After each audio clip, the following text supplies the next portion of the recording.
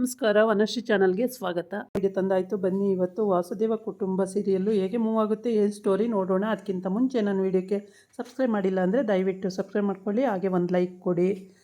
ಗೀತಾ ಅಮ್ಮಂಗೆ ಅಂದರೆ ಸ್ವಾತಿ ಅಮ್ಮಂಗೆ ಚೆಕ್ ಬಂದಿದೆ. ಏಕೆಂದರೆ ವಂಶಿ ಬ್ಯಾನರು ಹಾಕಿದ್ದು ಎಲ್ಲ ಕಡೆ ಪಬ್ಲಿಷ್ ಆಗಿಬಿಟ್ಟಿದೆ.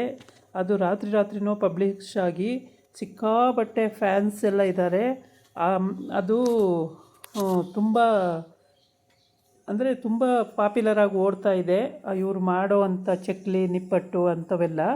ಹಾಗಾಗಿ ಸಿಕ್ಕಾಬಟ್ಟೆ ಓಡ್ತಾ ಇರೋದ್ರಿಂದ ಅವರಿಗೆ ಏನೂ ಪ್ರಾಬ್ಲಮ್ ಆಗ್ತಾಯಿಲ್ಲ. ಅತ್ತೆ ಕೈಗೆ ಚೆಕ್ ಕೊಟ್ಟಾಗ ವಂಶಿ ಬೇಡ ಬೇಡ ಪರವಾಗಿಲ್ಲ, ಬೇಡ ವಂಶಿಯವರೇ, ಬೇಡ ಬೇಡ ಅಂತಿದ್ಲು. ಆದರೆ ತೊಗೊಳ್ಳಿ ಅತ್ತೆ, ನಿಮ್ಮ ಕಷ್ಟದ ಫಲ ಇದು, ನಂದಲ್ಲ ಅಂತ ಹೇಳ್ಬಿಟ್ಟು ಕೊಟ್ಟ ಮೇಲೆ ಸ್ವಾತಿನೂ ಹೇಳ್ತಾಳೆ, ಇಸ್ಕೊಳ್ಳಮ್ಮ, ನೀನು ಕಷ್ಟಪಟ್ಟಿದ್ದು ಏನು ನಾವು ಸಂಪಾದನೆ ಮಾಡಿದ್ದಲ್ಲ, ಇಸ್ಕೊಳ್ಳಮ್ಮ ಅಂತ. ಆವಾಗ ಇಸ್ಕೋತಾಳೆ. ನೀವು ಇಷ್ಟು ಬಲವಂತ ಮಾಡ್ತಿದ್ದೀರ ಅಂತ ಇಸ್ಕೋತಾ ಇದ್ದೀನಿ ನಾನು ಅಂತ ಹೇಳ್ಬಿಟ್ಟು. ಅಜ್ಜಿ ತಾತಗೂ ತುಂಬ ಖುಷಿ ಆಗುತ್ತೆ ಈ ಚೆಕ್ಕು ಅವಳಿಗೆ ಕೈ ಸೇರಿದ್ದಕ್ಕೆ. ಸಾಧನೆ ಮಾಡಿಬಿಟ್ಲು ಅಂತೇಳ್ಬಿಟ್ಟು ಖುಷಿ ಪಡ್ತಾರೆ. ಹೀಗೆ ಒಂದರಿಂದ ಒಂದು ಖುಷಿಗಳು ಹಿಂದೆ ಬರ್ತಾನೇ ಇದೆ. ರಾತ್ರಿನೇ ವಂಶಿ ಬ್ಯಾನರ್ ಹಾಕಿದ್ದು ಪಾಪ್ಯುಲರ್ ಆಗಿ ಇಡೀ ಜನನೇ ಮಾತಾಡಂಗೆ, ಕರ್ನಾಟಕದಲ್ಲಿ ಜನನೇ ಮಾತಾಡಂಗೆ ಆಗೋಯ್ತು. ಅಜ್ಜಿ ತಾತಗಂತೂ ಹೇಳ್ಕೊಳ್ದಷ್ಟು ಖುಷಿ ಆಗ್ಬಿಡುತ್ತೆ. ಹೇಗೋ ಸಾಧನೆ ಆಯ್ತಲ್ಲ ಅಂತೇಳ್ಬಿಟ್ಟು. ವಂಶಿ ರಾತ್ರಿನೇ ಮೊಮ್ಮಗ ಪಾಪ್ಯುಲರ್ ಆದ್ನಲ್ಲ ಅಂತ ಅದು ಬೇರೆ ಖುಷಿ. ಇವ್ರು 3 ಜನ ಉರ್ಕತಾ ಇದ್ದಾರೆ ಆ ಕಡೆ. ರಾಗಿಣಿ, ಅಜಯ್ ಮತ್ತು ಅಜಯ್ ಅಮ್ಮ ಉರ್ಕೋತಾ ಇದ್ದಾರೆ. ಇದೇ ವಿಷಯನ ಪಶುಪತಿಗೆ ಫೋನ್ ಮಾಡಿ ಹೇಳಿದಾಗ ಅವನಂತೂ ಬಾಯಿಗೆ ಬಂದಂಗೆ ಬೈತಾನೆ.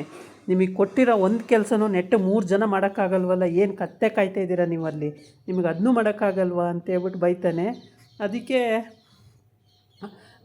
ಬೈಬೇಡ ಡ್ಯಾಡಿ, ಏನು ಮಾಡೋಕ್ಕಾಗುತ್ತೆ, ಒಂದೊಂದು ಸಲ ಹಿಂಗಾಗುತ್ತೆ, ಬೈಬೇಡ ಡ್ಯಾಡಿ ಅಂತ ಹೇಳ್ತಾಳೆ ರಾಗಿಣಿ.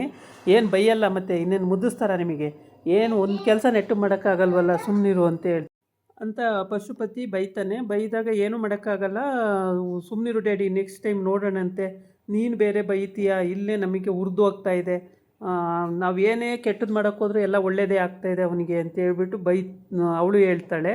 ಆಮೇಲೆ ಸರಿ, ಅದೇನು ಮಾಡ್ತೀರೋ ಮಾಡ್ಕೊಳ್ಳಿ ಅಂತ ಅವನು ಇಡ್ತಾನೆ.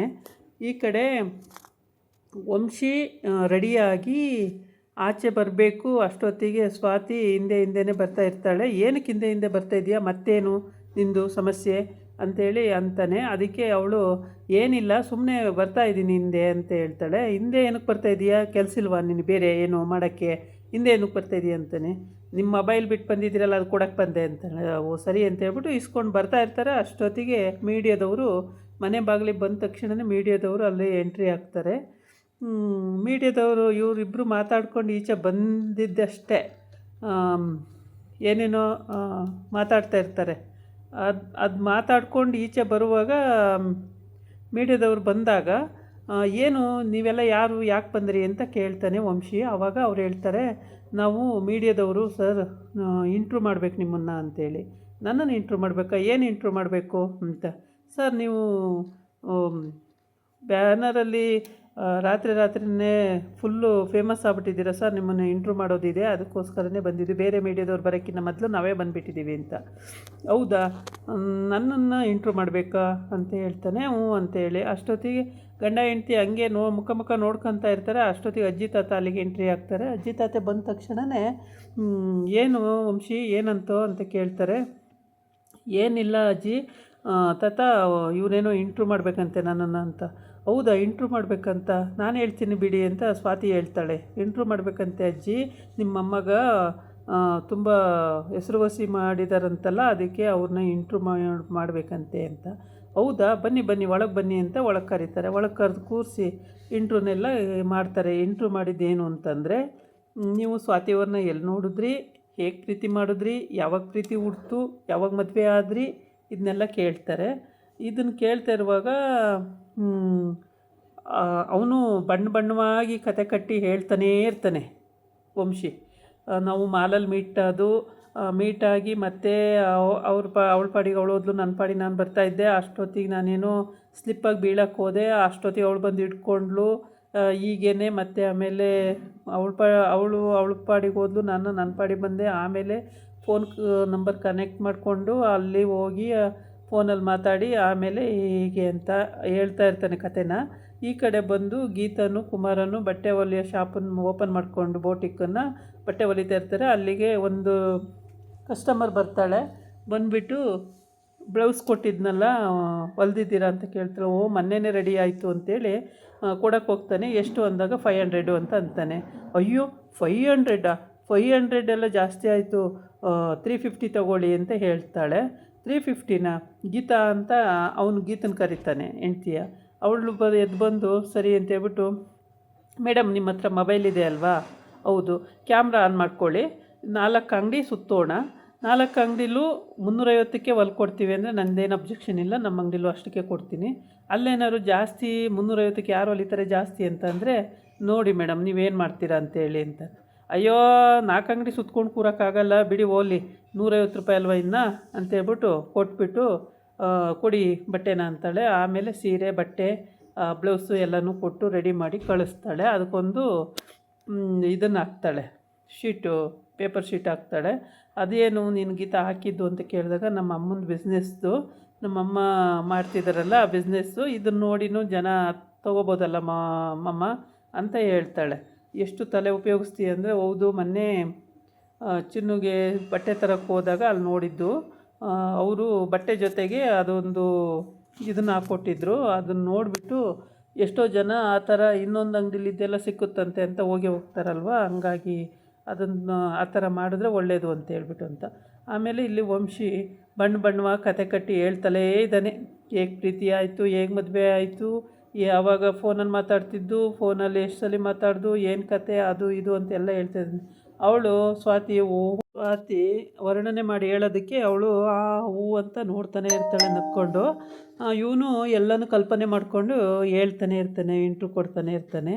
ಹೀಗಾಯಿತು ಹಾಗಾಯಿತು, ಆಮೇಲೆ ಮನೆಯಲ್ಲೇ ನಂಬರ್ ತಗೊಂಡು ನಂಬರ್ ಕಾಂಟ್ಯಾಕ್ಟಲ್ಲೇ ಮಾತಾಡೋಕ್ಕೆ ಶುರು ಮಾಡ್ದು. ಆಮೇಲೆ ಅವಳಿಗೂ ನನಗೂ ಲವ್ ಆಯಿತು, ಆಮೇಲೆ ನಾವಿಬ್ಬರು ಮದುವೆ ಆದು ಅಂತ ಎಲ್ಲ ವರ್ಣನೆ ಮಾಡಿ ಹೇಳ್ತಾ ಇರ್ತಾನೆ. ಅದನ್ನೇ ಅವರೆಲ್ಲ ಟೈಪ್ ಮಾಡ್ಕೊಳ್ತಾ ಇರ್ತಾರೆ. ಓಹೋ ಅಂತಿರ್ತಾಳೆ, ಮತ್ತೇನು ಮಾತಾಡೋಂಗಿಲ್ಲಲ್ಲ ಅಲ್ಲಿ, ಸುಮ್ಮನೆ ಆಗಿಬಿಡ್ತಾಳೆ. ಹಿಂಗಾಗಿ ವಂಶಿದೆ ಫುಲ್ಲು, ಎಲ್ಲೆಲ್ಲಿ ಮಾತುಗಳು ವಂಶಿದೆ ಆಗಿರುತ್ತೆ. ಆದಿ ಬೀದಿ ಎಲ್ಲ ನೋಡಿದ್ರು ವಂಶಿಯವರು ಎಲ್ಲರೂ ಫೋಟೋ ತೆಕ್ಕೊಳ್ಳೋದು, ಎಲ್ಲರೂ ವೀಡಿಯೋ ಮಾಡ್ಕೊಳ್ಳೋದು, ಎಲ್ಲರೂ ಪೇಪರ್ಗೆ ಹಾಕೋದು, ಹಂಗೆ ಹಿಂಗೆ ಅಂತ ಎಲ್ಲ ಮಾತಾಡ್ಕೊಳ್ಳೋದು. ಇದೆಲ್ಲ ರಾತ್ರಿನೇ ಹೀರೋ ಆಗಿಬಿಡ್ತಾನೆ ವಂಶಿ. ಅದನ್ನು ಕೇಳೋಕ್ಕೆ ಸ್ವಾತಿಗಂತೂ ಖುಷಿ, ನನ್ನ ಗಂಡ ರಾತ್ರಿನೇ ಹೀರೋ ಅದನ್ನಲ್ಲ ಅಂತೇಳಿ.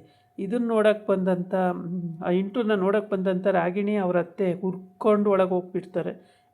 ಇದೆಲ್ಲ ನೋಡೋಕ್ಕೆ 2 ಕಣ್ಣಿಂದ ಸಾಲಲ್ಲ, ಬನ್ನಿ ಅತ್ತೆ ಹೋಗೋಣ ಅಂತ ಹೇಳ್ಬಿಟ್ಟು. ಇರಮ್ಮ ಇನ್ನೊಂದು ಸ್ವಲ್ಪ ನೋಡೋಣ. ಏನು ನೋಡ್ತೀರಾ ಬನ್ನಿ, ಹೊಟ್ಟೆ ಉರ್ಸೋಕ, ಏನಕ್ಕೆ ನೋಡಬೇಕು ಅಂತೇಳಿ ಕರ್ಕೊಂಡು ಹೋಗ್ತಾಳೆ. ವಂಶಿ ಇನ್ನೂ ಬಣ್ಣವಾಗಿ ಇನ್ನೂ ಕತೆ ಕಟ್ತಲೇ ಇರ್ತಾನೆ. ಆಮೇಲೆ ಸರಿ ಅಂತೇಳ್ಬಿಟ್ಟು ಮದುವೆವರೆಗೂ ಬಂದು, ಮದುವೆ ಆದಮೇಲೆ ಅಲ್ಲಿಗೆ ನಿಲ್ಲಿಸ್ತಾನೆ ಕತೆನ. ನಿಲ್ಲಿಸಿದ ಮೇಲೆ ಎಲ್ಲರಿಗೂ ಖುಷಿ ಆಗುತ್ತೆ. ವಂಶಿ ಹೇಳ್ತಾರ ರೀತಿಯೂ ಆ ಥರನೇ ಇದೆ, ಒಳ್ಳೆ ನಿಜವಾಗೂ ಆಯ್ತೇನೋ ಅನ್ನಂಗೆ ಹೇಳ್ತಾಯಿರ್ತಾನೆ. ಅದನ್ನೆಲ್ಲ ಕೇಳ್ತಿರೋವ್ರಿಗೂ ತುಂಬ ಖುಷಿಯಾಗುತ್ತೆ. ಆಮೇಲೆ ಎಲ್ಲರೂ ಇಂಟ್ರು ಮಾಡಿಕೊಂಡು ಸರಿ ಸರು ಅಂತೇಳಿ ಎಲ್ಲರೂ ಪ್ರೀತಿಯಿಂದ ನಮಸ್ಕಾರ ಮಾಡಿ ಖುಷಿಯಾಗಿ ಅಲ್ಲಿಂದ ಹೊರಡ್ಬೇಕು ಅವರೆಲ್ಲ. ಆವಾಗ ಖುಷಿಪಡೋ ಟೈಮಿಗೆ ಅಜ್ಜಿ ತಾತ ಎಲ್ಲ ತುಂಬ ನಿಂತ್ಕೊಂಡು ನೋಡ್ತಾ ಇರ್ತಾರೆ. ಅವರು ತುಂಬ ಖುಷಿ ಆಗ್ತಾರೆ. ವಂಶಿ ಏನೋ 10ಕ್ಕೊಬ್ಬ ಈ ಥರ ಮೊಮ್ಮಕ್ಕಳು ಹುಟ್ಟೋದು ಅಂತೇಳ್ಬಿಟ್ಟು ನೋಡ್ತಾ ಇರ್ತಾರೆ. ಮಗನೂ ಸರಿ ಹೋಗಲಿಲ್ಲ, ಈ ಕಡೆ ಯಾರೂ ಸರಿ ಹೋಗಲಿಲ್ಲ. ಆದರೆ ಮೊಮ್ಮಗ ಎಷ್ಟು ಚೆಂದ ನೋಡ್ಕೊಳ್ತಾನೆ, ಎಲ್ಲದನ್ನು ಬಗೆಹರಿಸ್ಕೊಂಡು ಹೋಗ್ತಾನಲ್ಲ ಅಂತೇಳ್ಬಿಟ್ಟು ಖುಷಿ. ಚೆಂದಾದ ಮೊಮ್ಮಗ ಬೇರೆ, ಒಳ್ಳೆ ಮಾಡ್ರನ್ ಇದ್ದಂಗಿದ್ದಾನೆ. ಇದಾಗಿತ್ತು ಇವತ್ತಿನ ವೀಡಿಯೋ. ನಾಳೆ ಇನ್ನೊಂದು ವೀಡಿಯೋ ಜೊತೆ ಬರ್ತೀನಿ. ನಮಸ್ಕಾರ.